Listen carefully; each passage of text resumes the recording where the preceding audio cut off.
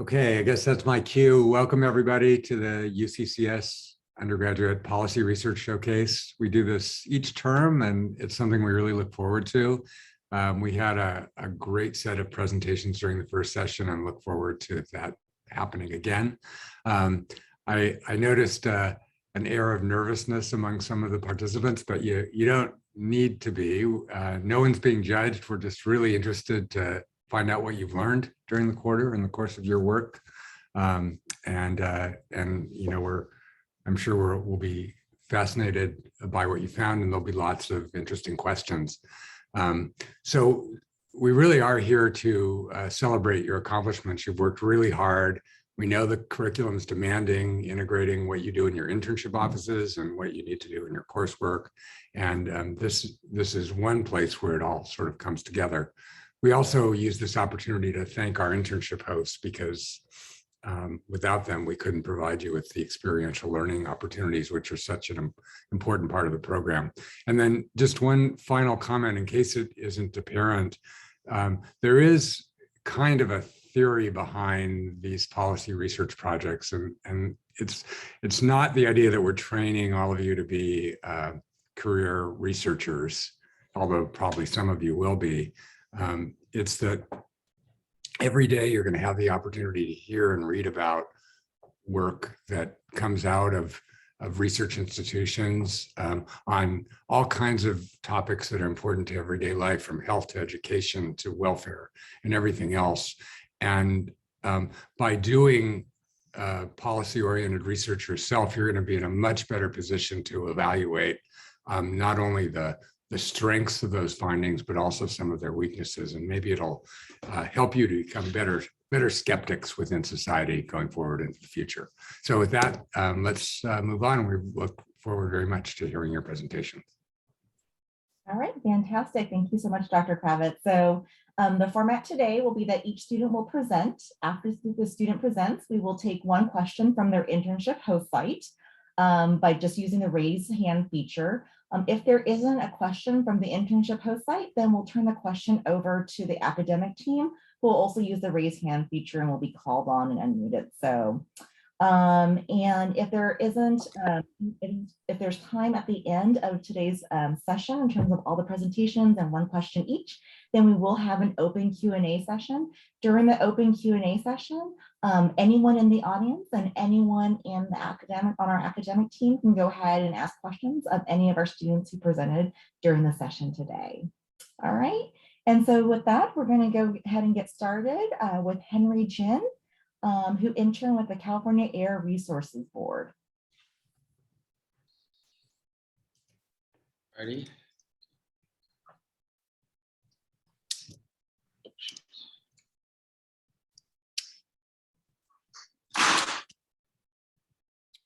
Hi, everybody. Can you hear me okay?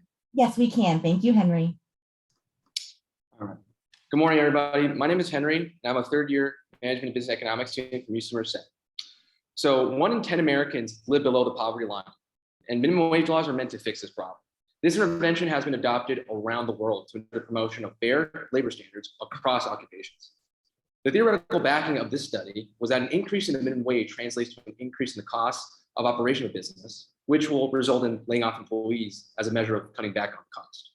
This research will study the relationship between the increase in the minimum wage and the rate of unemployment in the state of California. I hypothesize if the minimum wage is increased, then the rate of unemployment will increase. So to determine the relationship between minimum wage laws and unemployment, I looked at data from the California Department of Industrial Relations and the US Bureau of Labor Statistics. To assess the effect of minimum wage on businesses, I gathered data from a national survey by express employment professionals. And also I collected data on the demography that the minimum wage increase will affect from the UC Berkeley Labor Center. For my research, these results showed little relationship between minimum wage increases and the unemployment rate. Even though minimum wage has increased consistently over the years since 1979, the unemployment rate responded in a cyclical nature of an initial increase followed by a decrease periodically throughout multiple cycles over time. In addition, this research yields significance in addressing the economic strife businesses go through when the minimum wage increase and its ultimate effect on the job market. Because the survey data illustrated that businesses being in support of the minimum wage increase does not necessarily mean that it does not affect the job security of their employees. because the businesses may also reduce hirings to save on operational costs. The demography data also show that this kind of unemployment in California mainly affects the low-skilled laborers as they make up the majority of lower pay scale. So for future research, the analysis done on data collected points to perhaps plausible policy changes that can be effected towards solving the increasing minimum wage problem, some of which are revising fiscal policies around businesses to stimulate their growth and increase the revenue stream so that they can hire more. And also revising the education system to one that supports the production of very highly skilled individuals to match up the increase in minimum wage. Thank you very much. Great, thank you so much, Henry. And if there's a question from the internship host site office, if you want to go ahead and raise your hand, I can go ahead and call on you. Yes, Elena, let's hear it. There we go. I just unmuted on our end. Thank you so much and congratulations, Henry. Wow, this is a lovely poster, so professional. Great presentation. Thank you so much. I'm so glad I was able to be here today to watch you give this presentation. Yeah, so my question is, based on your time so far with us at the Air Resources Board, I don't know, have you had any thoughts about the ways in which this research on minimum wage laws could intersect with the work that our agency and others are doing around climate? Do you see any connections between minimum wage and the climate crisis? Yes, with the climate crisis, I thought that because with the rising costs that are going around, I thought that this minimum wage laws really kind of detracts away from climate issues, because I feel like climate change is one of the biggest issues within our state, and with the minimum wage laws creates like minimum wage laws has always been kind of like the bigger issue in terms of the California economics perspective, and I just hope that this can kind of prove that minimum wage laws have pretty much a negative, I would say in my opinion, more of a negative effect in terms of really sort of detracting away from like the climate focus, because I think the economic issues proposed by climate change really kind of outweigh the whole minimum wage debate that has been really going on throughout the years. So in terms of the relation to the California Air Resources Board, I just want to do this project to kind of show that these minimum wage laws and from the data you can see that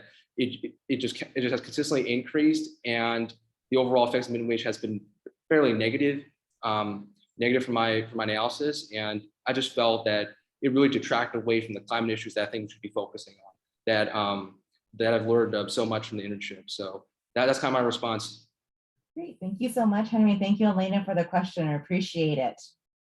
All right, so our next student that will be presenting today is Lauren Robovich, and she interned with Environment California. Awesome. Let's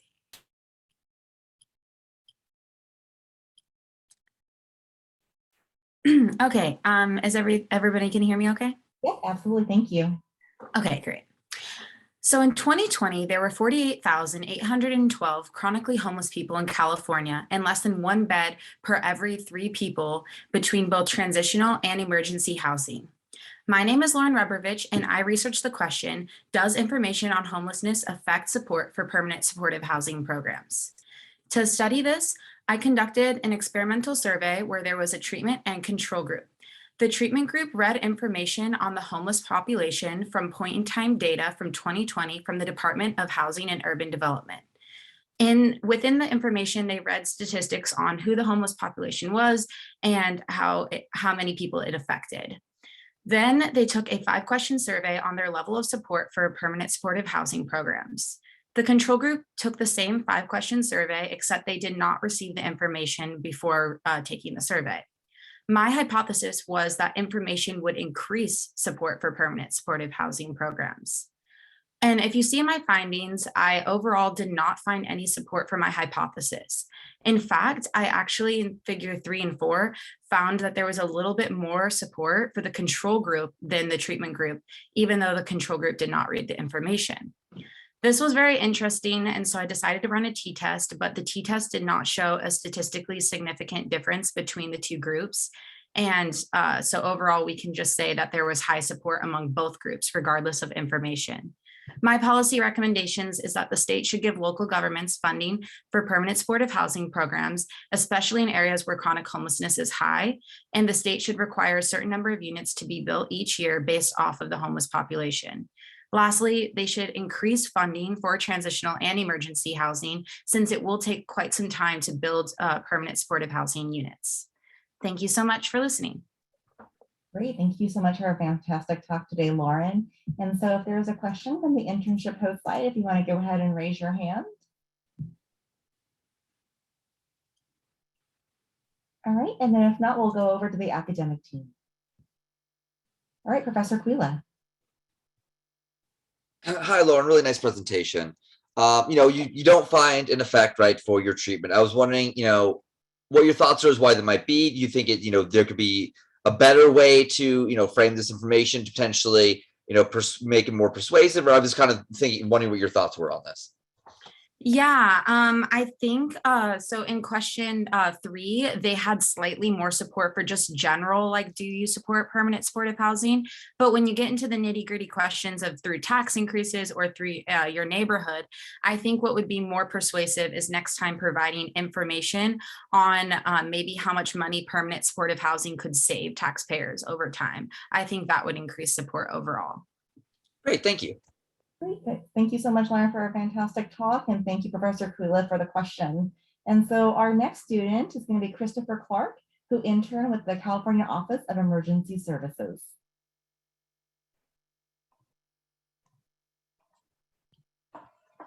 Hello, can everyone see this and hear me? Yes, absolutely. Thank you, Christopher. Great. So my name is Christopher Clark. I'm a senior at the University of California, Davis, and my research is about how political polarization may be affecting perceptions of violence.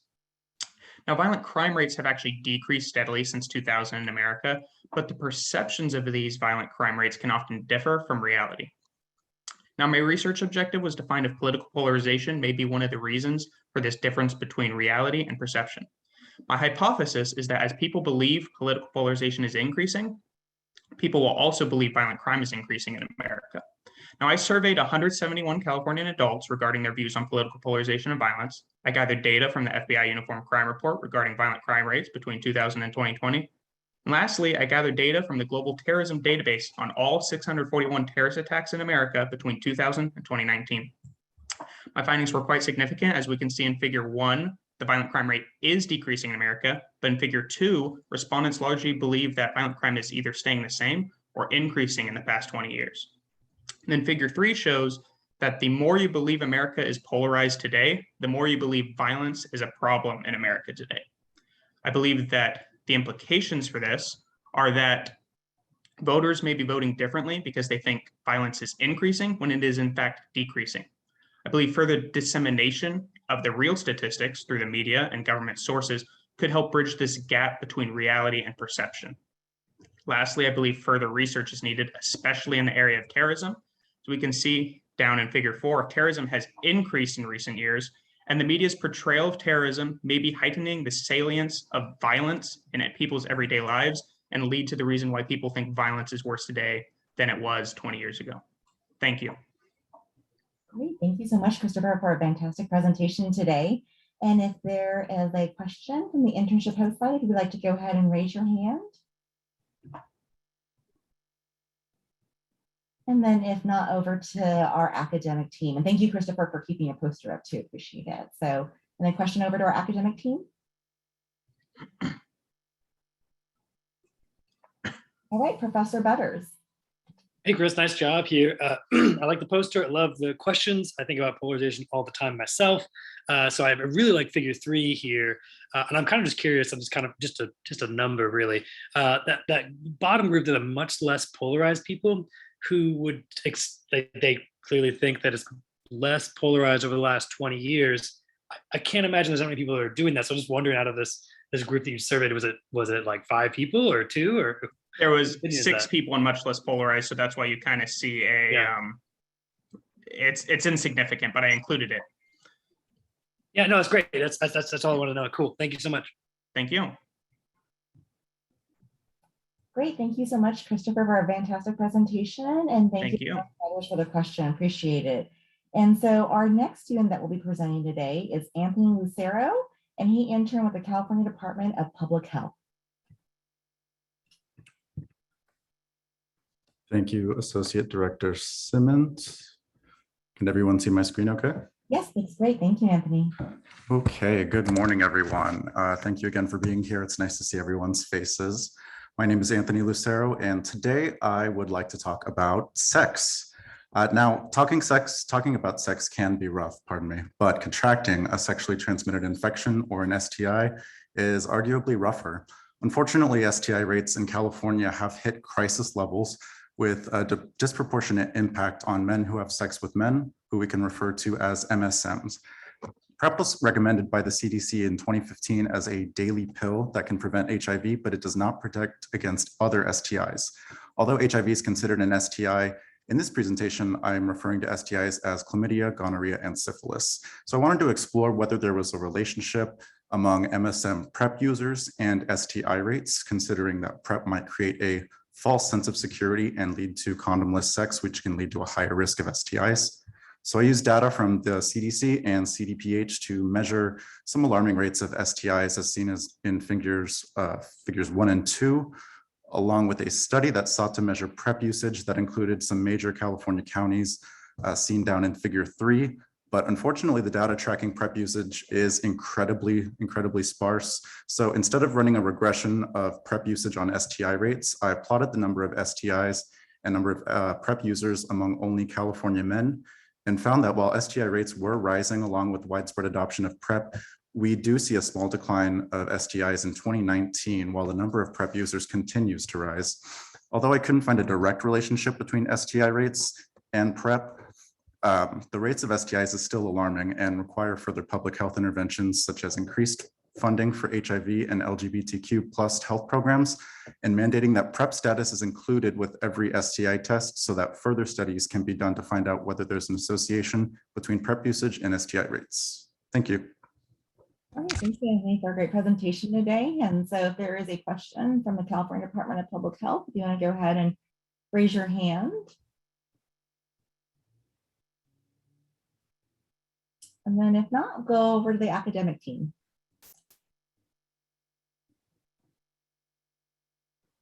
All right, Sharif Bamwani. Hi, Anthony. Excellent presentation and really interesting topic as well. I had a question. I was wondering, what did you think the reason was that PrEP and STI contraction are sort of increasing together over time when you expected the opposite to sort of be true? Thank you for the question. There was a lot of studies that I was trying to base this off of. There were a number of cohort studies done at PrEP clinics where they were trying to check and track STI usage, but a lot of problems occurred, such as people dropping out of the clinic, people who lie about condoms and sex. So it does appear that on the outside, maybe STIs are increasing because people continue to engage in risky sex practices, but we might not know until PrEP usage is further increased to higher levels of eligible populations.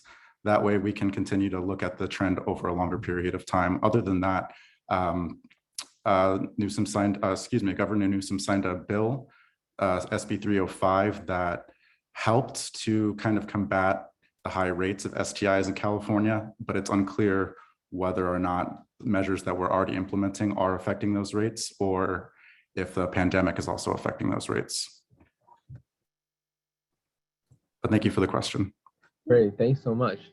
Thank you, Anthony, for a great presentation, and thank you, Sharif, for that question. So our next student presenter is going to be Annette Wong, and she interned with the California Department of Public Health. Hello, good morning, everybody. I apologize if there's any background noise. I think there are leaf blowers outside my window right now. But let's get started. Okay, awesome. So did you know that 1 in every 6 K-12 students are negatively impacted by mood and behavioral disorders? Fortunately, schools are one of their main social settings and have the potential to recognize and intervene to support their students' mental well-being. In my research, I looked into answering the question, how effective are K-12 interventions in improving the mental health of California students? I expected to find that as teacher mental health support increased, student mental health outcomes would also improve. So for this study, I examined 3 school districts from the years of 2014 to 2019, which was the first cohort for Project CalWell, a California Department of Education program that provides basic mental health training for K-12 teachers for intervention. And I defined support as funding for Project CalWell per student enrolled in each district. And I measured student mental health outcomes using the self-reported survey results of 11th graders from each district on questions related to symptoms commonly associated with mood disorders. My hypothesis seemed to be weakly supported as mental health outcomes did appear to improve as funding per student increased. But as you can kind of see in this graph, it's within the same 10-ish%. So I would say overall, there wasn't really much of an effect or a relationship. But however, a surprising finding was that there was an overall increase in self-reported depressive feelings over time, implying worsening mental health conditions after interventions had taken place. So a possible explanation for this could be that as teachers and school environments increase mental health awareness, students become more familiar with the symptoms of depression and are more likely to self-report experiencing these negative feelings. Sorry. Going forward, I would suggest that in addition to providing funding for programs to improve student mental health, school districts can also work on implementing infrastructure to support students that decide to reach out for help, such as requiring stricter adherence to maintaining the recommended student to counselor and psychologist ratios per school, and can increase accessibility and work towards creating a better school environment. Thank you. Great, thank you so much, Annette, for a fantastic presentation today. And if there's a question from her internship host site office, just go ahead and raise your hand. All right, and then if not, over to the academic team.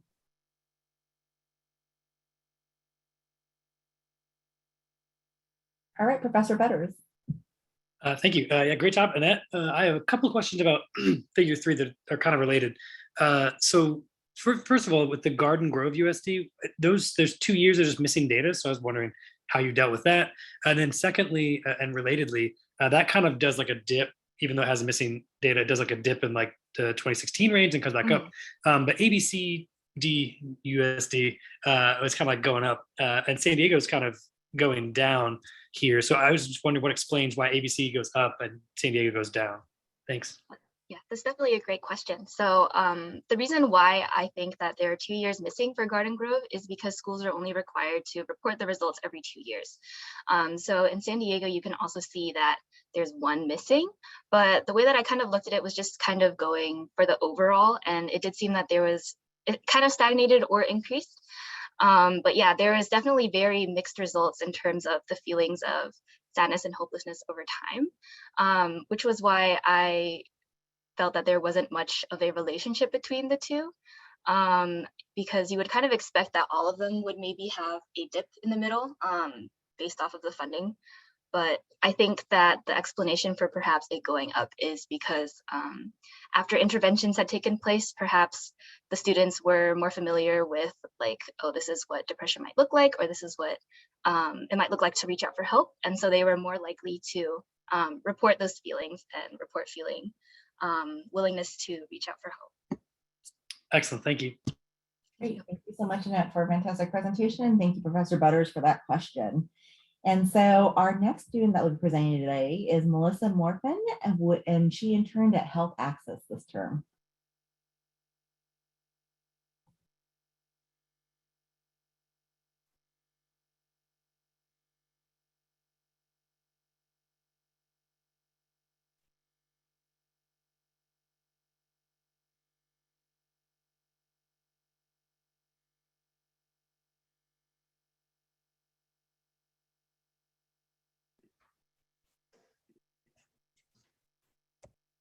Sorry, it's okay. You can see me, right?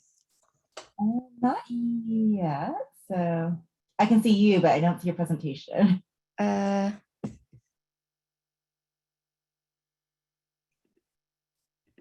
Is that working now? No. You may want to stop sharing your screen and then reshare again. Okay. I apologize. Oh. Not sure what happened.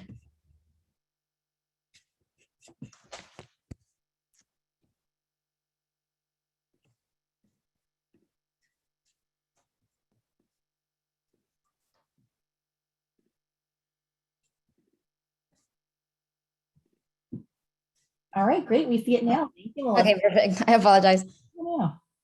So good morning, everyone. My name is Melissa Morphine, and the focus of my research is the rate at which English learners are reclassified to an English proficient status under the local control funding formula. The local control funding formula was implemented during the 2013-14 school year so that funding could better reach schools with high need students such as English learners. Reclassification means a student is placed from English learner to a proficient status that allows them to be instructed with core content in their classroom. This is really important for further education. I conducted a small end study of 6 unified school districts identified as having the highest enrollment of English learners between 2013 and 2021. I hypothesized that increased LCFF funding does not significantly increase EL reclassification to a proficient status. Therefore, I compared reclassification rates of each district, and then I compared LCFF dollar amounts given to each district. I found that reclassification rates fluctuate with the amount of LCFF dollars, but they aren't on a constant upward trajectory. From 2018 through 2021, there was a sharp decline that may be attributed to COVID-19 factors, perhaps, but this would need further research. I also found that Oakland Unified and San Diego Unified, which is the second highest LCFF funded district, failed to allocate LCFF funds to ELs and had relatively low reclassification rates. Although the findings were interesting, I didn't find a relationship between reclassification rates and LCFF dollars because there isn't a statistically suggestive relationship between them. And overall, based on these findings, I suggest the government reforms how schools under the LCFF document reclassification policies or their EL student outcomes. Thank you for listening. Great, fantastic. Thank you so much, Melissa, for a fantastic talk today. If there is a question from the internship host site. Yes, Jose Torres. Hi, first of all, Jose Torres with Health Access California. One, extremely proud of Melissa on her presentation and amazing work this quarter. So one just small question on your policy suggestions and how I mentioned reforming how schools under LCFF document reclassification. What are some of your ideas on how that could be done? So I would assume that a big factor that played into this was the type of reclassification policies that were implemented for each individual district. Some districts required, as you can say, stricter reclassification requirements. So I would suggest that they maybe made them consistent across all districts that are under the LCFF. All right, thank you. And again, extremely proud of you. Great. Thanks. Thank you so much, Melissa, for a fantastic presentation. And Jose, thank you so much for your question. And so our next student that will be presenting today is Alexandra Romero, and she interned with the State of California Department of Justice Communications. Okay, give me a second. Okay. Is everyone able to see that? Looks great, Alexandra. Thank you. Perfect. Thank you. Well, good morning, everyone. My name is Alexandra Romero, and I attend the University of California, Riverside. In 2016, Pew Research did a study where they found that there are about 10.7 million undocumented people living in the United States. And out of all 50 states, they stated that 6 had the highest population, California being the highest with 2.2 million undocumented people living there. Currently, there are about 250,000 undocumented students living in California between the ages of 3 and 17. My project today is to address the following question. Do undocumented students deserve the same rights in terms of education as a California citizen? My hypothesis is that someone who identifies themselves as being Democrat would favor programs that help undocumented students than someone who identifies themselves as being Republican. I conducted a survey of 170 Californian adults in February, asking questions about demographics and their viewpoints of programs that help undocumented students. I measured the relationship between their political affiliation and whether or not they knew about certain policies passed to help undocumented students. I also asked questions to see whether or not they supported or opposed undocumented students receiving the same rights as a California citizen. My independent variable is California's political affiliation, and my dependent variable is California's viewpoints on undocumented students. While my hypothesis was supported, partisanship support for programs was fairly aligned. The number of people that knew about DACA and the California DREAM Act were very similar, while those who knew about Assembly Bill 540 was significantly fewer. I found that slightly more people strongly supported when asked about programs in general than DACA specifically, and the same went for those who strongly opposed. Some recommendations I would suggest would be to educate more people on the different programs that are available to undocumented students, as well as to open up more resources for undocumented in order for them to receive a fair and equal education, whether that be opening up more financial aid or scholarships. Thank you. Great. Thank you so much, Alexandra, for your great presentation today. And so if there is a question from our internship host site office, and I got one in chat. So it's from Gabrielle Mongania from the California State. And what is the most surprising thing that you learned from this research project? Great question, Gabrielle. Honestly, one of the most interesting things was that support, like me thinking that more Democrats would maybe support some of these policies, it sometimes was kind of flipped, and Republicans would be supporting them and saying that they kind of strongly supported like undocumented students receiving the same rights as a California citizen. So I think, yeah, that'd be one of my most interesting findings. Thank you. Well, thank you so much, Alexandra, for a great presentation today. And Gabrielle, thank you so much for the great question. Appreciate it. All right, and so our next student to present today is Rolando, and he interned with the California Housing and Community Development Office. Hello, everyone.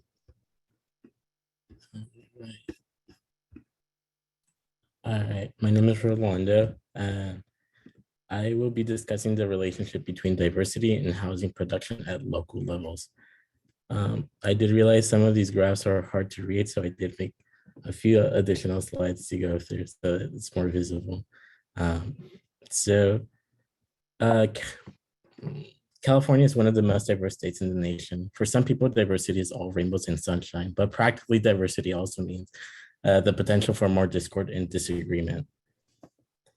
Cities within California are also very different from each other. California cities look different from each other as do their policy goals and outcomes. Housing production is a great example of different policy outcomes stemming from varying local characteristics. My research tried to understand the relationship between racial and ethnic diversity and overall housing production that occurs at local levels. Historically, some groups, particularly racially homogenous ones, have opposed developments in their communities, stifling housing production. My project tried to test whether these sentiments have had quantifiable effects on local housing stocks. I expected that the more diverse a city is, the more housing units will get built.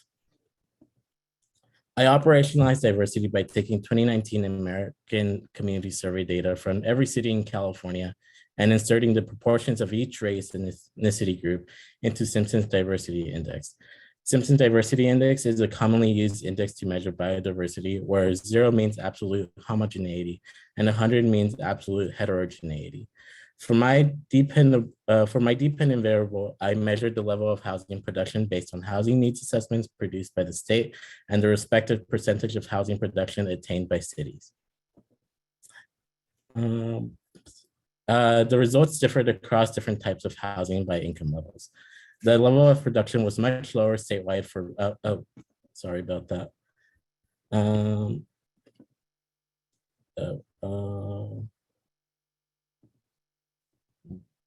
I think I'm missing something. I'll just go back to my, okay. Sorry about that.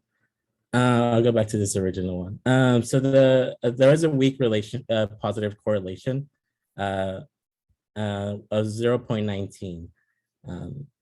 And although the correlation was weak, the relationship was statistically significant at the 1% level. My regression results suggest that as a city's diversity index score increased by 1, RENA attainment increased by 0.64%. The results differed across different types of housing by income levels.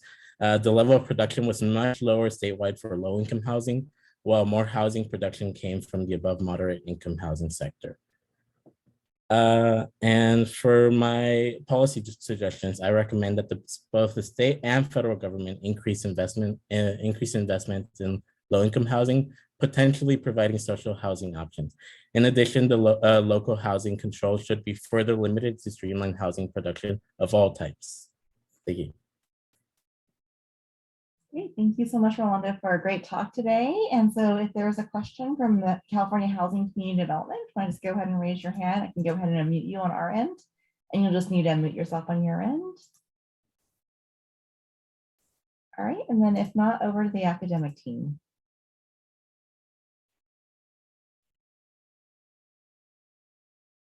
Can you put your poster back up? Oh, actually, so there is a question from Marissa Precy. Sorry. Hi, great job, Rolando. In your work, in starting to think about these things, were there any sort of, based on your findings, some sort of initial kind of recommendations that you might have, whether that's through, the data that's collected or through, solutions for cities themselves? Okay, great question. This actually allows me to expand on the data that I used. So the community, the HCD, the housing agency here in California, gathers or provides assessments every 8 years on the housing needs of each region. And it's done on a regional level, not on a city level. And those numbers weren't the best for the last cycle, which I used in my data. The fifth cycle I'll give a brief example. It told Beverly Hills that they only needed 3 housing units over the span of 8 years. Obviously, I think the housing need for Beverly Hills is much higher than 3 units. So that data wasn't as useful, and it actually distorted my data, and I had to fix my data for outliers. But I think that the methodology has improved during the 6th cycle, and that's something that I was able to look at during my internship, working with the people who produce these assessments, and the improvement has been great, and a lot of more units are required for Beverly Hills and many other jurisdictions across the state. So I think that the first component of actually being able to assess our needs has been fulfilled. And it'll be interesting to see in the future how much that'll affect a similar, if I do decide to repeat this in 8 years and see how that data changes the results. Great, thank you so much, Rolando, again for that great presentation. And Marissa, thank you so much for that great question. I appreciate it. And with that, I'm just going to go ahead and let Brooke now just pause the recording